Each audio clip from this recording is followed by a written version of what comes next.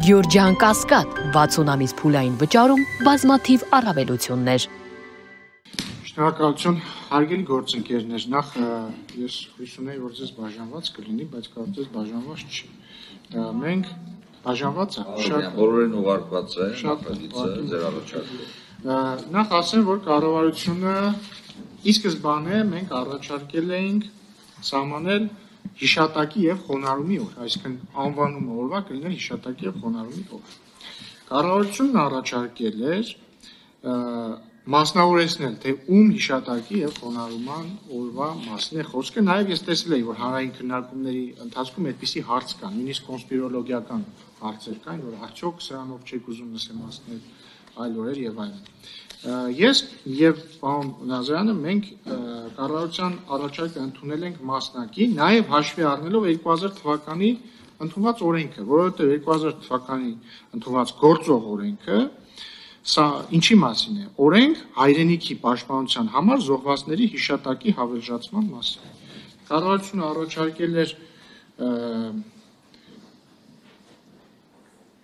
անվանումը այսպես անել հանուն հայրենիքի զոհվածների հիշատակի եւ խոնարհումի օր, բայց քանի որ արդեն իսկ կա 2000 թվականի օրենքը, նպատակահարմար համարեցինք օրը անվանել հետեւյալ կերպ՝ հայրենիքի պաշտպանության համար զոհվածների հիշատակի օր։ Նաեւ պարոն Մինասյան, որ ասում եք ում հավելժացման, ում հիշատակի մասին է, կրկին 2000 թվականի օրենքը հստակ սահմանում է հավելժացման ենթակա են հիշատակը հետևյալ կատեգորիաների՝ հայրենիքի պաշտպանության համար ռազմական գործողությունների, այլ մարտական առաջադրանքների, ծառայողական պարտականությունների կատարման ժամանակ զոհվածների, այլ պետությունների տարածքում զինվորական պարտքը կատարելիս զոհվածների, հայրենիքի պաշտպանության ժամանակ ստացված վնասվածքների ցնցումներից, մի խոսքով կարդացի ամենասկզբում։ Հաջորդը, պարոն Մինասյան, իրոք փորձում եմ հասկանալ, բայց չեմ հասկանում ձեր փաստարկը, որովհետև ասում եք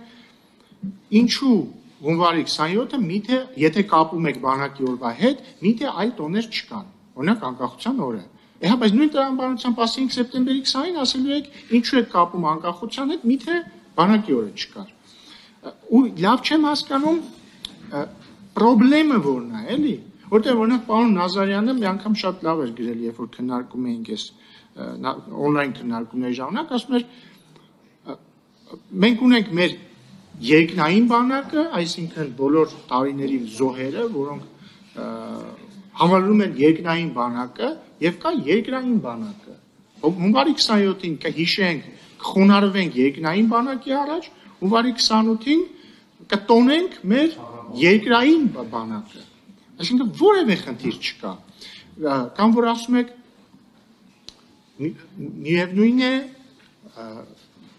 այլ տոների եւ հիշատակի օրերին մարդիկ այցելում են գերեզմաններ եւ երաբլուր։ Հա, ինչա փոխվում, այս առումով ոչ մի բան չի փոխվում։ Փոխվում է մի բան։ Կամ ոչ թե փոխվում, այլ ավելանում է մի բան։ Մի կոնկրետ օր մենք սահմանում ենք որպես հիշատակի օր, երբ որ ասում եմ մարդիկ այցելեն երաբլուր, հեռուստաընկերությունները ռեպորտաժներ կպատրաստեն, դպրոցականները, ուսանողները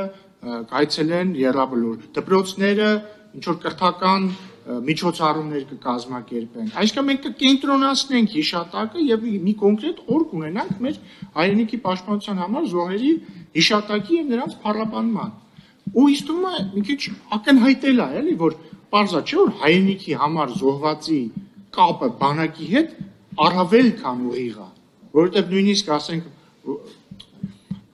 բոլորը ովքեր մասնակցել են ռազմական գործողություններին, զինված ուժերի կազմում են եղել, նույնիսկ եթե մոբ ա եղել, դա էլի զինված ուժերի կազմում է, եթե ոստիկան ա եղել, էլի զինված ուժերի կազմում է, եւ այսպես շարունակ։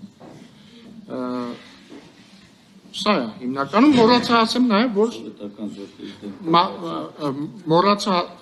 պարոն Մինասյան, այլ մարտական առաջադրանքներ։ Եվ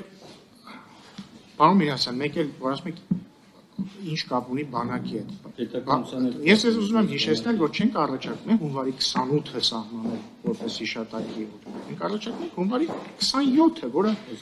այո փոխկապակցություն ունի բանակի օրվա մեջ, բայց նույնը չի։ Դա բանակի օրվան նախորդող օրն է։ Եվ մոռացա նաև նշել, որ առաջարկում ենք օրը սահմանել ոչ աշխատանքային, կրկին տրամաբանությունը շատ պարզ է, եթե դա պետք է լինի օր, որ մարդիկ այցելեն գերեզմաններ, որ դպրոցականները այցելեն նաև տարբեր եզմաններ, թանգարաններ եւ այլն, տրամաբանական կլինի, որ լինի ոչ աշխատանքային։ Շնորհակալություն։